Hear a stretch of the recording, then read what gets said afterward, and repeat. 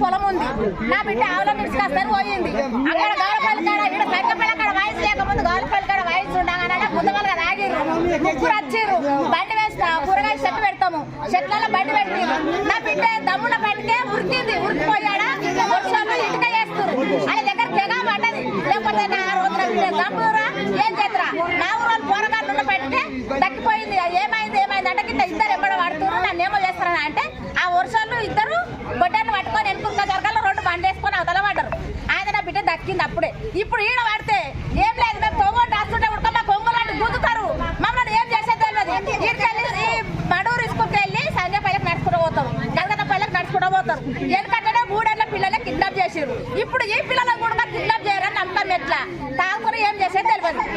అది ప్రాబ్లం మా దగ్గర వయసు పడద్దు మా పొలాల దగ్గర రోడ్కే ఉన్నాయి మాకేమయ్యే తెలియదు తెల్లని దాకా సొమ్ముకుతారు పట్టుకొని మమ్మల్ని కూడా ఏం చేసేది తెలియదు వయసు మాత్రం ఈడ ఉంటే మాత్రం మేమైతే బతకలేము